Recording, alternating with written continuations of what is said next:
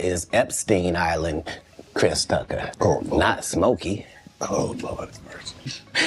If I didn't know no better, I'd tell you he's the greatest. Oh, y'all ain't know what happened to Chris Tucker? Well, it gets a little deep. See, Chris Tucker had a problem. He films this movie called Rush Hour, and suddenly he becomes the highest paid actor in Hollywood. Not comedy actor, the highest paid actor in Hollywood. Every script in Hollywood wants a piece of Chris, but Chris starts turning down roles. Why, you ask? Well, let's just say they were asking him to do things that he wasn't a fan of. And with Chris Tucker and his involvement in Friday.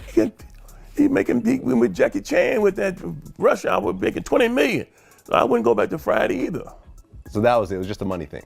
Oh, it's all about money. Chris Tucker is finally opening up about the real reason he walked away from Hollywood. And no, it wasn't because he was being difficult or demanding more money than he was worth. According to Chris, the real issue was far more disturbing. He says they were pressuring him to do things behind the scenes that crossed every boundary, including participating in wild, freak-off parties where he was expected to compromise himself. He refused. And that's when everything changed. Chris went from being one of the highest-paid actors in the game to being completely blacklisted. Now, he can't even land a role in a low-budget Tubi film. That's how deep they buried him. The industry quickly replaced him with actors who were more willing to play the game. Rumors say those replacements included Martin Lawrence, Kevin Hart, and Jamie Foxx.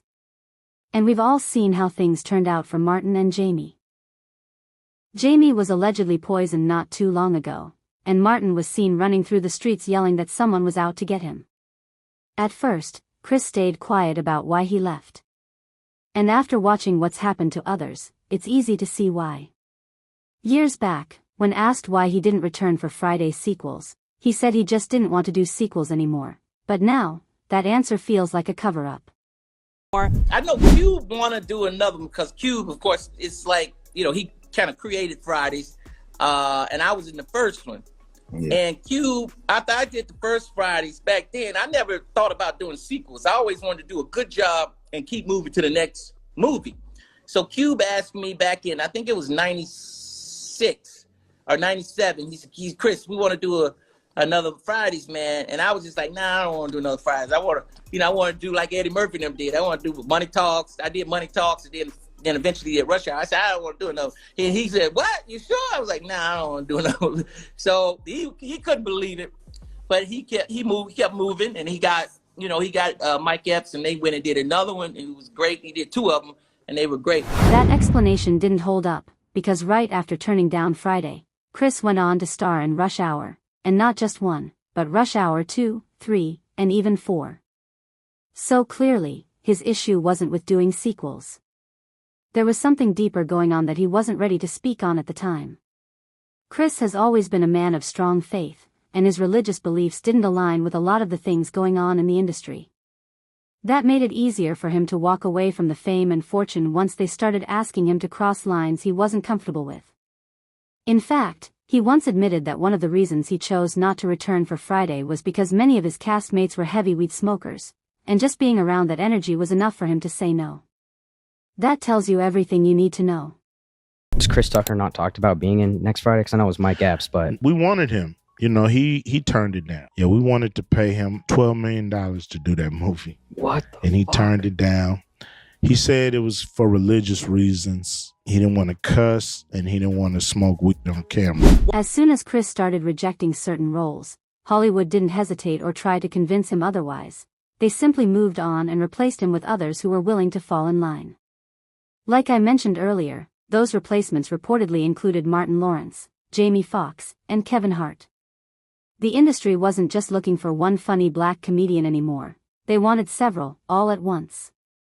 That way, none of them would feel too powerful or independent, like Chris did when he started being selective.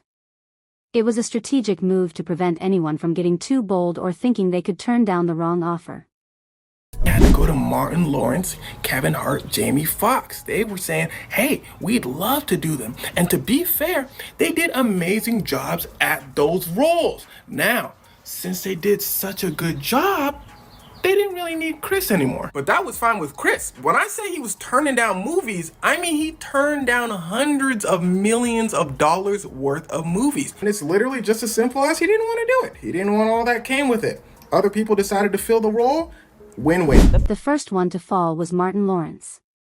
In 1996, Martin was arrested after being found at a busy intersection in Sherman Oaks, California, holding a gun and shouting at cars that someone was trying to kill him. One eyewitness even recalled him yelling, "Fight, don't give up. Fight the power," as he was being taken away to the hospital. Despite how intense and alarming the situation was, the media barely touched the surface. Instead, they labeled it a manic episode and focused more on his alleged mental state. The tabloids painted him as unstable and hinted that he was using drugs. But here's where it gets really strange. The medical team that treated Martin came forward and denied any substance use, confirming he had no drugs in his system at all. Then, just 3 years later, he nearly lost his life during a medical crisis. In August 1999, he collapsed while jogging in extreme heat and fell into a coma. He pulled through, but things were never the same. His health reportedly declined, and his career slowed down drastically.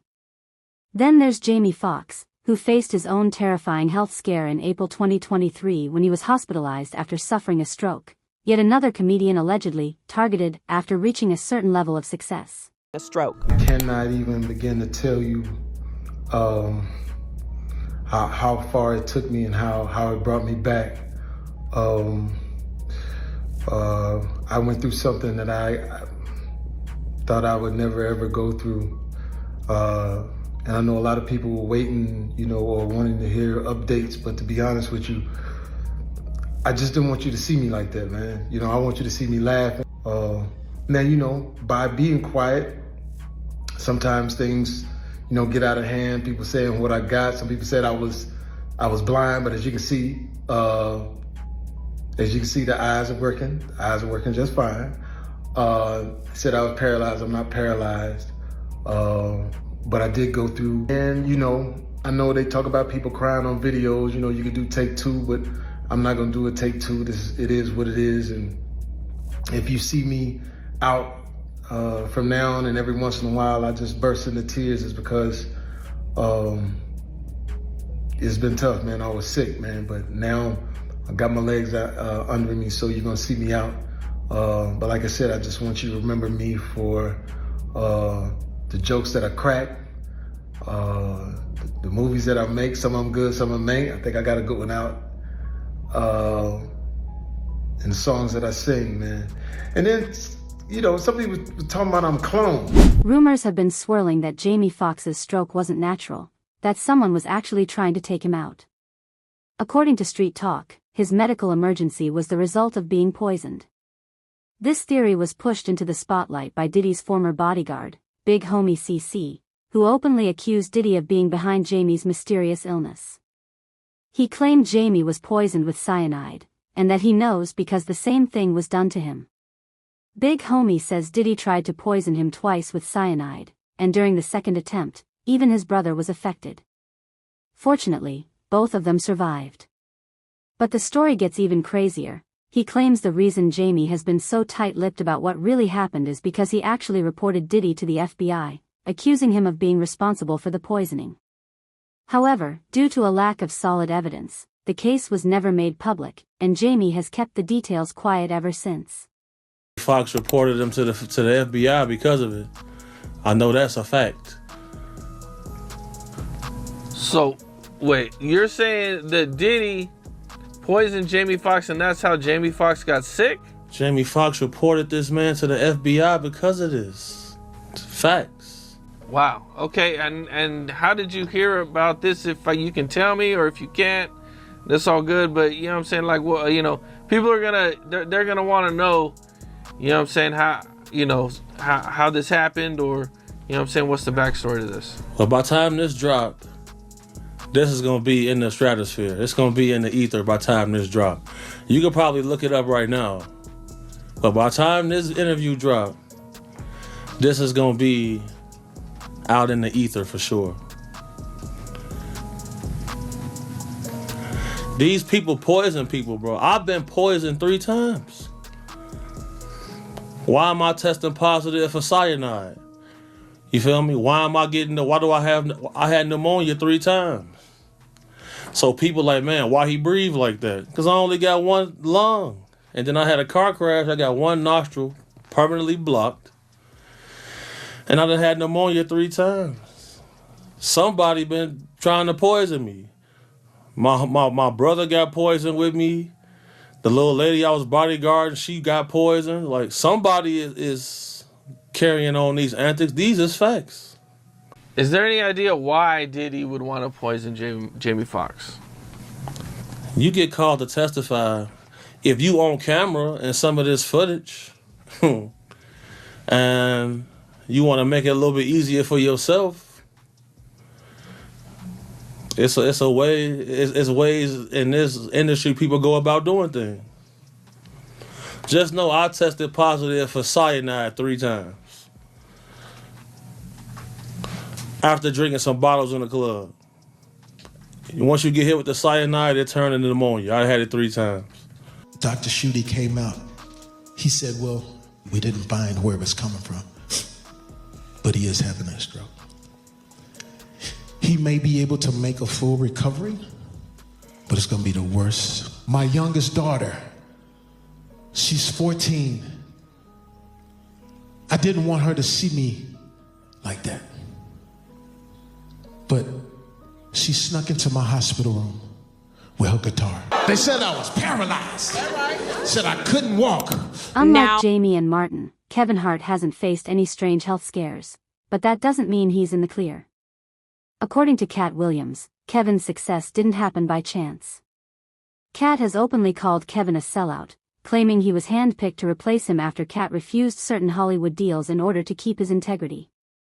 He insists that Kevin's rise to fame wasn't earned naturally. Instead, he says Kevin is an industry plant, propped up and bankrolled by powerful people behind the scenes. In Cat's words, Kevin was pushed to the top because he was willing to play the game and do exactly what they wanted. That we got now is Epstein Island Chris Tucker, not Smokey. Oh, Lord. If I didn't know no better, I'd tell you he's the greatest. I don't care what you say. To be confident and not delusional is a real skill. Most of these confident people we see is really delusional. Well, you don't think they asked Chris Tucker to come back in the second Friday? Smokey was all in Smokey. There ain't no Friday without Smokey. We all agree to that, and there's no next Friday without Friday, and there's no Friday after next without Friday. Nah, we talk about the road because you said that they don't... Here's the thing. Chris was allowed to make the decision. At the time that this is happening, Cat Williams is known for smoking weed. Willie Nelson is known for smoking weed.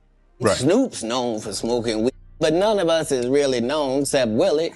And I'm saying Chris Tucker didn't want to be the poster child for smoking weed. He don't smoke like that. Right. He in the church. He Michael Jackson's best friend. Christmas. Michael Jackson called him Christmas. You ever met a man that gave you a little nickname like that? No. Me neither. Cat didn't hold back. He called Kevin out for being Hollywood's lapdog, taking on roles and projects that Cat himself had turned down because they portrayed him in a way that clashed with his values, specifically roles that emasculated him or painted him as a homosexual man. But here's where things get even more interesting. Based on what Cat was saying, it seemed like both he and Chris Tucker were put through the same tests in the industry. But when someone brought up Chris's name, Cat went off. He called Chris a sellout too, lumping him in with Martin, Jamie, and Kevin, and even accused him of using the roles he publicly rejected as a smokescreen to hide his real ties to the dark side of Hollywood. According to Cat, Chris's clean image might just be another carefully crafted illusion, designed to keep the truth buried. That we got now is Epstein Island Chris Tucker, not Smokey. Oh, Lord. If I didn't know no better, I'd tell you he's the greatest. I don't care what you say. To be confident and not delusional is a real skill.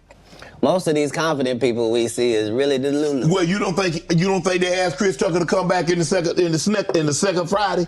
Smokey was all in Smokey. There ain't no Friday without Smokey. We all agree to that, and there's no next Friday without Friday, and there's no Friday after next without Nah, we talk about the road because you said that they don't... Here's the thing. Here's the thing. Chris was allowed to make the decision. At the time that this is happening, Cat Williams is known for smoking weed. Willie Nelson is known for smoking weed. Right. Snoop's known for smoking weed. But none of us is really known except Willie. And I'm saying, Chris Tucker didn't want to be the poster child for smoking weed. He don't smoke like that. Right. He in the church. He Michael Jackson's best friend. Christmas. Michael Jackson called him Christmas. You ever met a man that gave you a little nickname like that? No. Me neither. As always, the public had plenty to say. One viewer commented, "I really think Hollywood wanted Chris Tucker to start doing things that went against his morals." They praised him for walking away from those roles and choosing to live on his own terms, especially for the sake of his faith in Jesus Christ. It's powerful to see a man honor his parents, stay true to who he is, and stick to how he was raised, they added. Another person said, "Chris knows Hollywood is evil. That's why he said he and Chappelle had similar experiences. He's not selling out to the elites. It's bigger than money." And now, I want to hear from you. What do you think about Chris Tucker stepping away from Hollywood, even with all the money they dangled in front of him? And do you believe what Cat Williams said about Chris possibly being a sellout? Drop your thoughts in the comments below, and don't forget to click here to watch another wild, messy video.